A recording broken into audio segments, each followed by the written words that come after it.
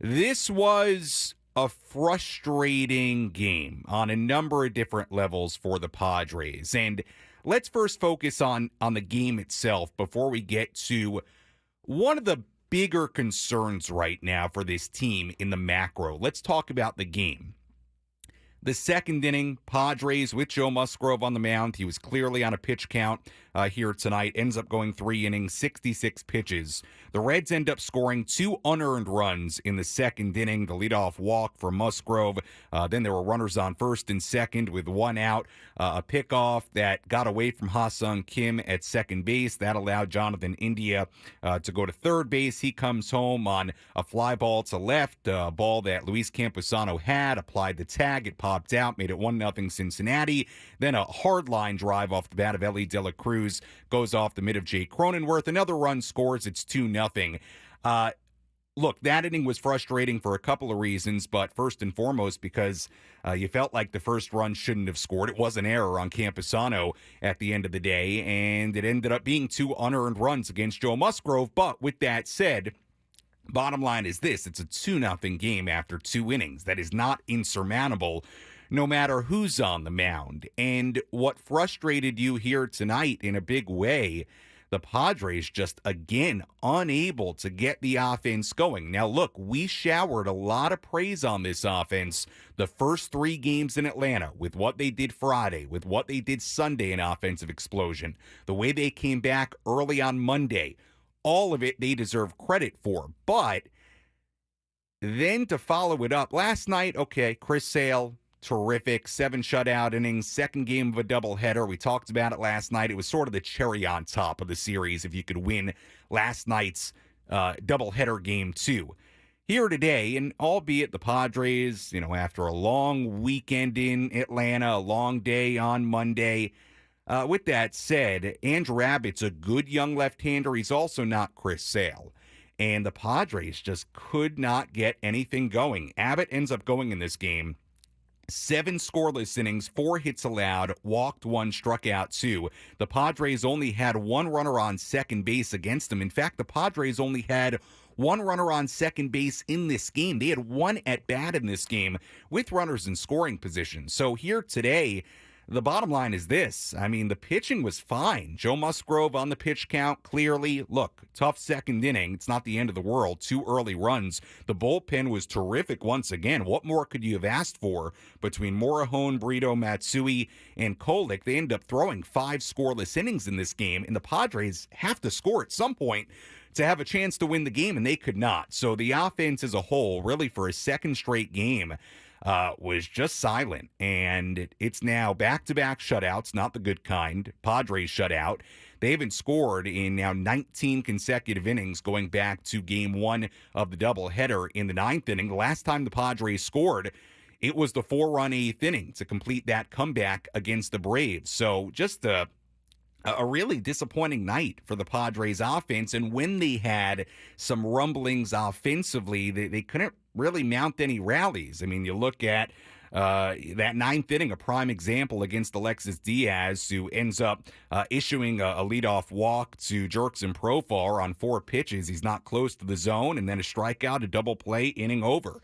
Every time the Padres had a little something going, they just could not find a way to sustain it. So for here tonight, yeah, really frustrating. And look, it continues, unfortunately, for as well as this road trip started, and we'll see what else happens in this series in Cincinnati. It continued the 1 step forward, 1 step back kind of thing that we've seen now throughout the first 51 games. And look, the record shows it. They're back under 500 at 25-26. It's 1 step forward, 2 steps back, 2 steps forward, 1 step back, so on and so on and so on. So that's the game here tonight. I understand if you're frustrated about this one. The other big issue for this team, and it's becoming more glaring by the passing game and by the passing opportunities against left-handed pitching, is the Padres and some of their really important hitters, they are struggling mightily against left-handed pitching, and I don't know why. It's a little weird considering how good they were against left-handed pitching last season. Let's talk about the team batting average just as a start to this breakdown. The Padres last season hit 271 against left-handed pitching. Right now, they're hitting 208 against left-handed pitching. That is second to last in the NL. It's third to last in all of Major League Baseball. But if you even go a little bit deeper than that, and you look at the individual numbers, it's a little startling. And again, I bring this up because Chris Sale, a left-handed starter, goes 7 scoreless innings last night. And then Andrew Abbott, who's good. He's a good young left-hander. He is. And he's now had 2 awesome starts against the Padres in his career. He was great tonight. Another left-handed starter, another 7 scoreless innings. But again, when you look at the numbers individually, it's really eye-opening. I'll run through it here, and I'm not trying to pile on, I promise, but it's a theme the first third of this season that I think really has to turn around, because this should be a team based on the names in this lineup that hits lefties better than this. Fernando Tatis Jr. in 2023 hit 305 against left-handed pitching. Right now, he's hitting 140 against left-handed pitching in 2024. Manny Machado in 2023 hit 308 against lefties.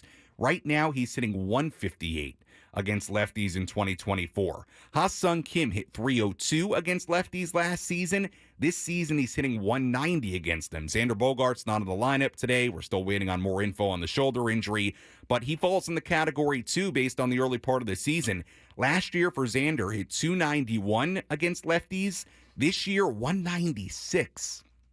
All those guys, Tatis, Machado, Kim, and Bogaerts, now in a span of 50-plus games, they're all hitting under 200 against lefties. And in the case of Fernando and Manny, they're well below 200. So I don't know why that is. I wish I had a way to explain why it's been so tough against left-handed pitching in particular. And look, credit where credit's due, right? Chris Sale, excellent. Andrew Abbott, he's a good young left-hander, okay? And you're going to run into great left-handers and struggle against them. I get it. But for those differences to be that stark, the gap that wide between 2023 and 2024 against lefties so far, I don't have a great explanation for it.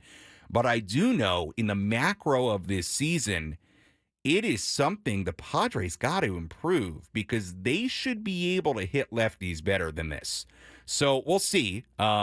It was another theme here tonight, right? It popped up again. The Padres being unable, forget to just score a run here tonight for a second straight game.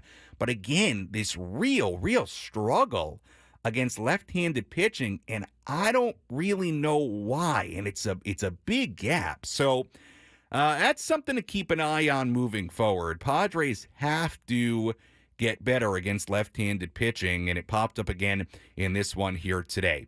All right, final score, Reds 2, Padres nothing. We'll come back, we'll recap this game, we'll hear from Padres manager Mike Shildt, and much more to do on our post-game coverage after this on the Padres Radio Network.